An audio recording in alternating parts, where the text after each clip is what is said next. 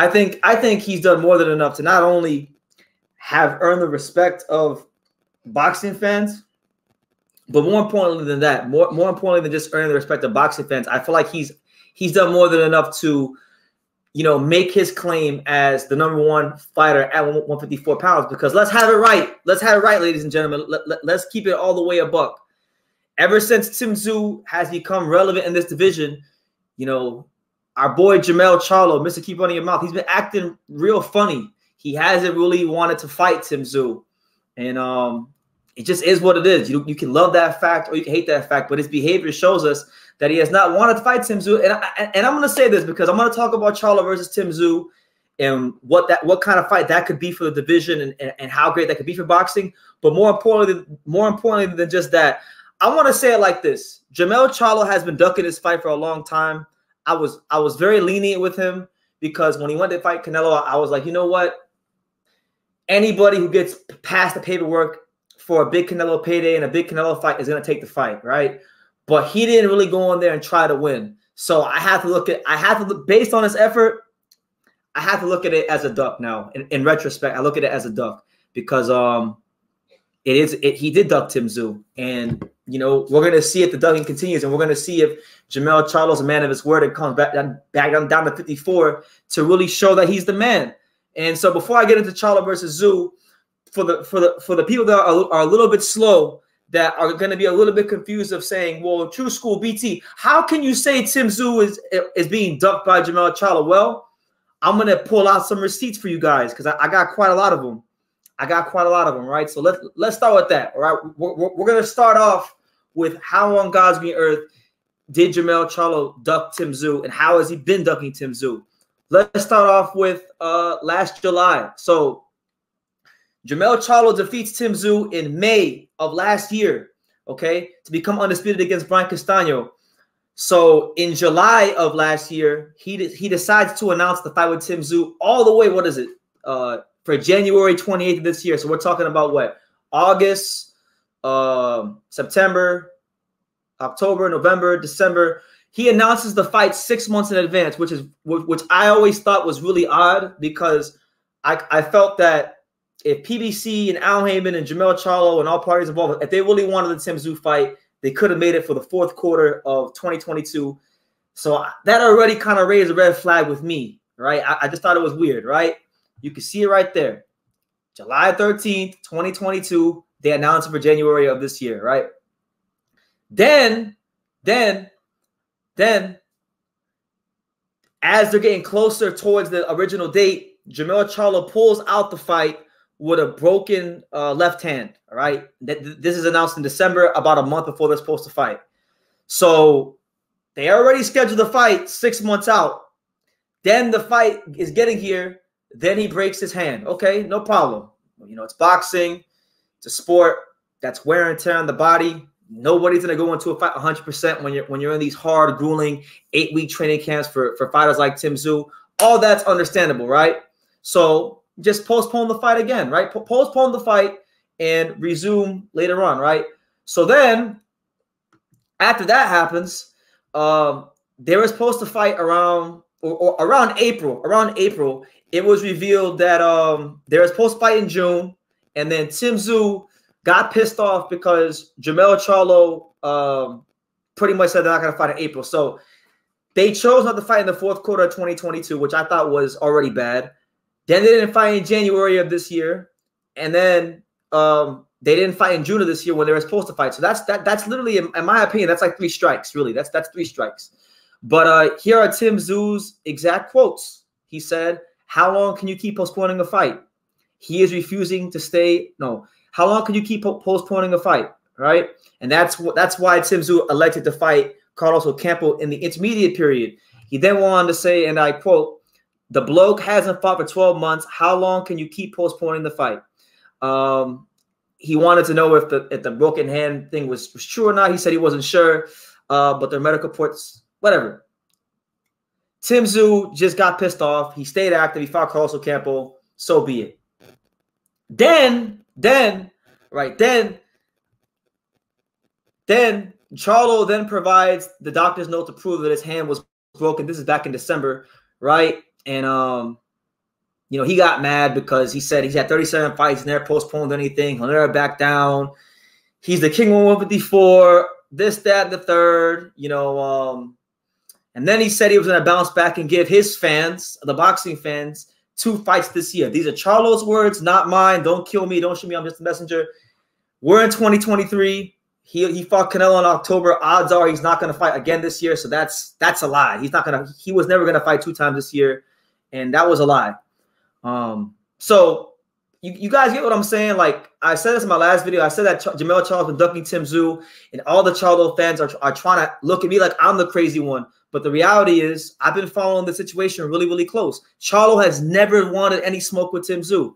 And I gave him the benefit of the doubt. But once I saw how he fought in the Canelo fight, I had to just finally be honest with myself, even though I'm a big Jermell Charlo fan. He didn't want no smoke with Tim Tszyu. So I'm sitting here wondering to myself, is Jermell gonna finally face the music and fight Tim Tszyu? Because listen, if he fights Tim Tszyu, then great. Then all this is just, I can laugh at all this later on. But I'm right now, what I'm doing for you guys before I start talking about the fight is I'm laying out to you why I think Jermell Charlo avoided Tim Tszyu. I'm giving you guys the step-by-step chronological timeline of how he avoided Tim Tszyu. So you see it right there.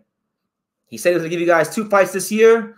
Y'all ain't getting no 2 Jermell Charlo fights this year, right? So then after that, Jermell Charlo, what is this, in May? Right after the John Ryder fight. Right after John Ryder, he goes on Instagram Live and says, Canelo can't beat him. He can't fuck with me. That bitch can't beat me. All that stuff, right? And then he said, look, and I quote, this is Canelo talking about Charlo.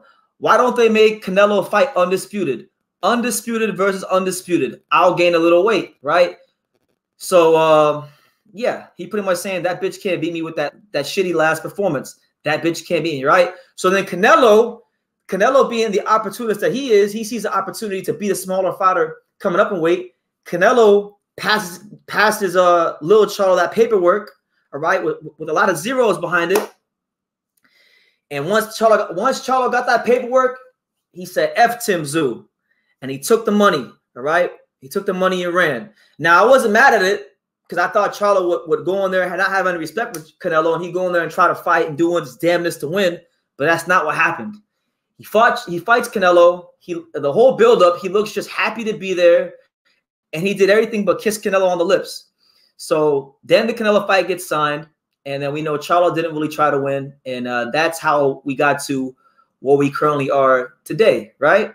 You see what I'm saying? So yeah, on that note, let me get out screen share. So I say all that to say that yes, ladies and gentlemen, yes. And by the way, shout out to everyone here. I'm gonna get to the comments in a second, but Jermell Charlo and PBC and Al Heyman, they have never wanted any smoke with Tim Tszyu.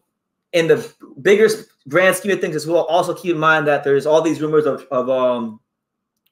PBC of Showtime not picking up PBC. PBC and Showtime are going to split, and PBC is supposedly going to go to Amazon Prime, and we'll talk about that later on.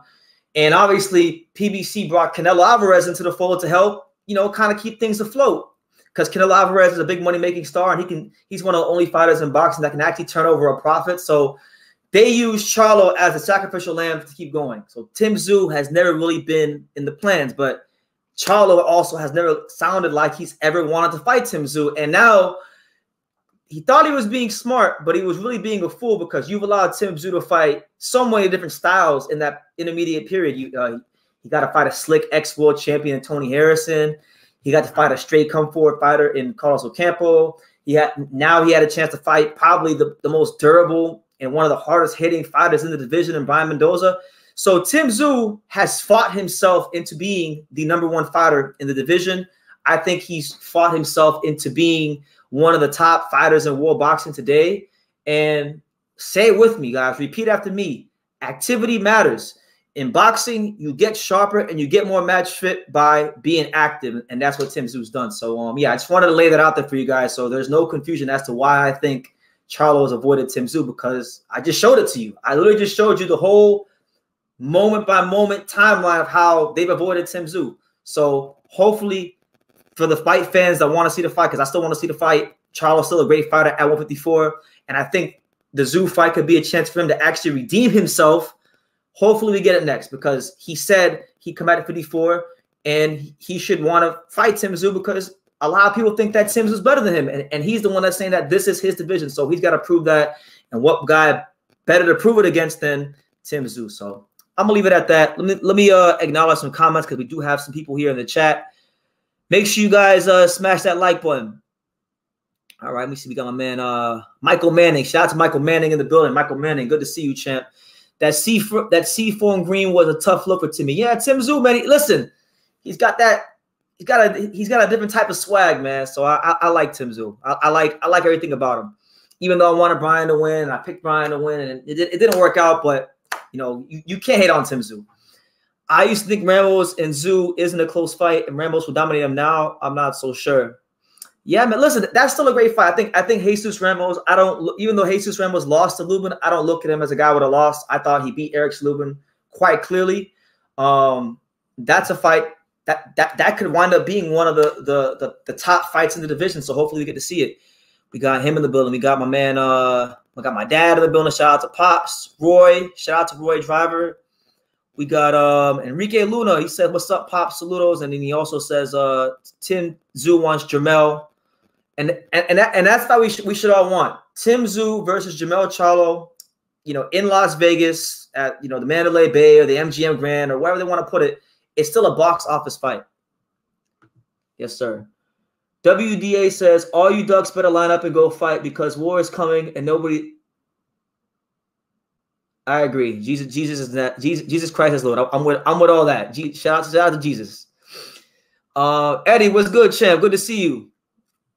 And shout out to Pops for the super chat. You guys know the drill. You guys know the drill. When the super chats come out, so does Don King. So Don King, go ahead and talk to these people. Where Don King at? Here he is. Here's Don King. Hey everybody, let's have some fun. You don't live but once, and when you're dead, you're done. So let the good times roll.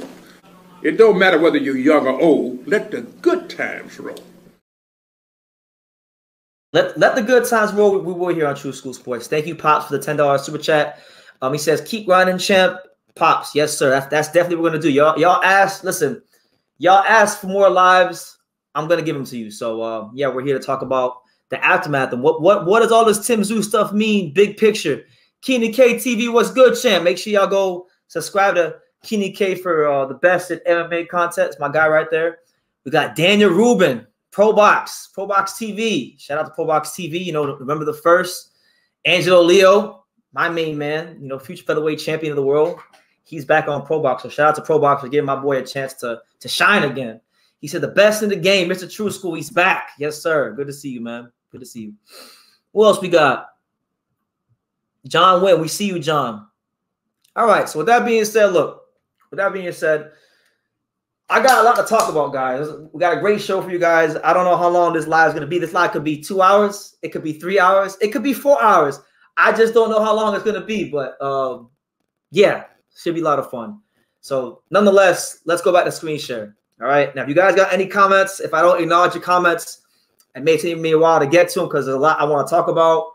If you want me to get to them quicker, just super chat and I'll eventually see them. But, nonetheless, wanted to talk more about Tim Tszyu and Charlo, right? Because to me, this is still, the box office fight in the 154 division.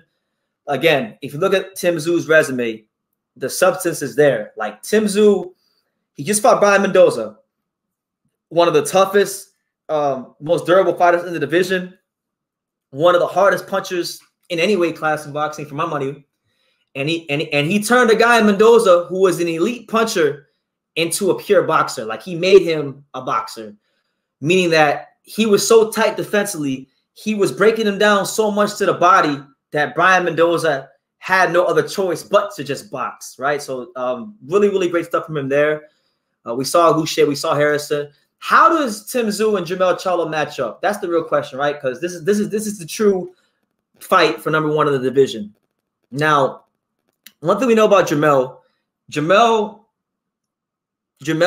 that last fight against Castano, the last time he competed in 154 against Castano, I thought Jermell had the best performance of his career. He did a great job of counterpunching. He did a great job of, sitting down on his punches when need be. But one thing we've seen with Tim Tszyu, and it's a great adjustment he's made.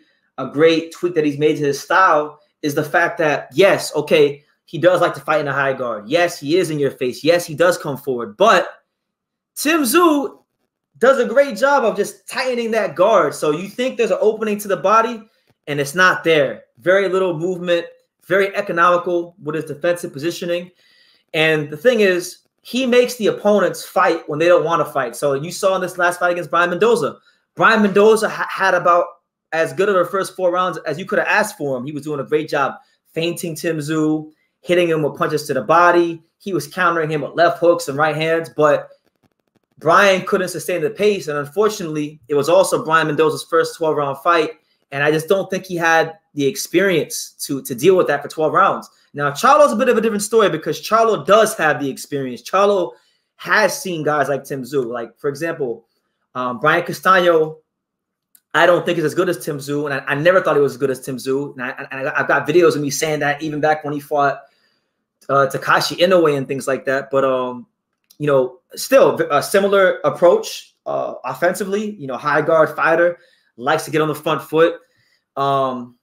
And Charlo struggled with that in the first fight, but made an adjustment in the rematch. So I definitely think now with Tim Tszyu being so active, fighting so often, being as match fit as he is, I can't believe I'm saying it because I couldn't have envisioned this about a year ago. But if they were to fight right now at 54, I'd make Tim Tszyu the favorite. He has to be the favorite because, you know, you don't really know where Charlo's at mentally, considering the fact that he just got paid a truckload of money to fight Canelo Alvarez. So once you touch that kind of money, and then now he's gonna take a dip in his pay. Can he really mentally get himself up for a Tim Tszyu fight? I'm not so sure. Is he too content to be the Charlo that we saw in the second Castaño fight? I'm not so sure. And then even if he is motivated, the reality is we've seen it in Charlo's career before. Sometimes he fights high-level opposition and he doesn't get it right the first time, and he needs a rematch. Look at the first Tony Harrison fight. Tony Harrison was a good, slick boxer who could counterpunch a little bit, and Tony Harrison was able to slow the pace down on Charlo. He was able to make the fight slower than it needed to be against Charlo. And because of that, he was able to box his way towards a decision. Some people thought it was controversial, but it was close enough to where the judges gave it to him, right? And then with Castaño, again, Charlo couldn't stay off the ropes, and Castaño was able to push him back pretty much whenever he wanted to. So it's food for thought. You know, I really do think Charlo has had one of the better runs in boxing history at 154 pounds. But the reality is this: in order to, I mean, he's undisputed, so they can't take that from him. He was undisputed. I know Tim has a WBO belt, and Charlo will more than likely be stripped of the IBF belt because the IBF just ordered him to fight that Russian Bakhram Murtaletsiev, who's like 21-0 with 15 knockouts. So if he does fight Tim Tszyu, odds are he'll only have 2 of the 4 belts at most. But he's still the man. Nobody's knocked him off that perch of being the guy at 54. He still has the Ring Magazine belt. He's the lineal champion. So yeah, I'm very intrigued. I'm very intrigued, and you know, if he doesn't come back and fight Tim Tszyu at 154, then I think he does deserve to be criticized because, number one, Tim Tszyu been calling you out. You pulled out the fight 2 times. You cashed out in the Canelo fight. You didn't even try to win the fight. And you said you promised the fans and you promised yourself that you come down and you would defend the crown as the 154 undisputed Ring Magazine guy. So you got to honor, you know, those kind of things. And I think now he's made this fight closer than it needs to be. Because if he would have fought Tim Tszyu after Castaño, that would have been the best time to fight him. Tim didn't have the experience level that he has now. I mean, like fighting a guy like Tony Harrison, invaluable for Tim. Fighting a guy like Mendoza, invaluable for Tim. Tim's confidence is going to be through the roof, and he's active. So now it's a fight that, you know, Charlo might be the fight that winds up being his last fight in boxing. To tell you the truth, because I've seen fighters way less talented than Tim Tszyu with a similar style like Castaño. Maybe not way less talented, but less talented guys than Tim give Charlo fits. So if they fought right now, I would definitely make Tim a favorite. But what do you guys think? Am I wrong for that? Do you guys think Tim should be a favorite? I want to hear from you guys. Let me go back to the comments before we move on to some top rank stuff. Let me see. What else we got? My man, shout out to my guy John Witten with the $9.99 super chat. We see you, John. We see you. You know the drill. When the super chats come out, so does Don King. So Don King, go ahead and talk to him again. Hey everybody, let's have some fun. You don't live but once, and when you're dead, you're done. So let the good times roll. It don't matter whether you're young or old. Let the good times roll. Thank you for your contribution, John. Appreciate people like you and everyone else here as well. Let me see. We got a couple more comments. We got my man Rajvaldo. He says Tim Tszyu beats Charlo on points. I could definitely see it, man. I don't know if Charlo is gonna have the legs, because the thing is, right, when a fighter jumps 2 weight classes, right, and then that same fighter has to come down 2 weight classes, you can't be going up and down, up and down. That's how you lose your reflexes. You know, you lose your speed. You can lose a lot of things fluctuating weight like that. So I don't know. It's not going to be fun. It's not going to be fun to come back down to 54 for Charlo. I'll tell you that much. So yes, sir. We got my man Quincy in the building. Good to see you, Quincy. Yes, sir. David Astor says this is under the radar, but I think Oscar Duarte is going to see Ryan Garcia. I'm going to get to that later on. That's actually one of the things I'm going to talk about, because Ryan Garcia was yapping his mouth today about some things. So we'll get to that later on. But yes, to make it blunt and short right now, Oscar Duarte is a very live dog against Ryan Garcia, no doubt about it. Daniel says, what do you say? He's very excited for Angelo on November 1st. I am too, man. I don't know if I can make it out to that fight, but I really want to go to that one because Angelo's my guy, and I've been waiting a long time for Angelo to get back in the mix. You know, I feel like he's going to be a great addition to the featherweight division, which is really heating up in a major way. We'll get to a couple more comments and then we'll move on. Tim is improving constantly, in my opinion. He's a very efficient fighter with punches and movement and calculated pressure. He mentally exhausted Brian Mendoza. Both wore shots well. Mendoza took more punishing shots, obviously. Yeah, you know what it is too. One of Brian's money punches is the uppercut. You know, the uppercut is what knocked out Jason Rosario, and that uppercut, when it lands, I mean, it really makes an impact.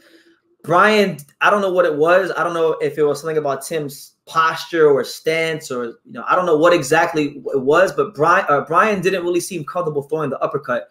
So, Tim really didn't have to worry about the uppercut because Brian wouldn't throw it.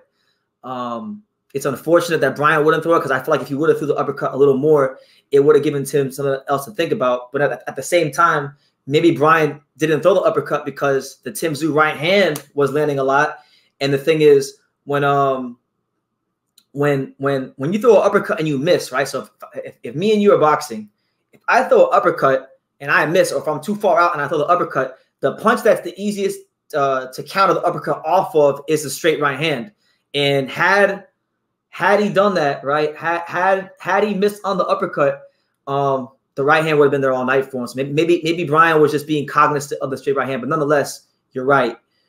Tim's punches had more of an effect than Brian's did. It is what it is. It just goes to show you that Tim Tszyu is a really well-conditioned, really hard-punching fighter. So, yeah, man. We got another super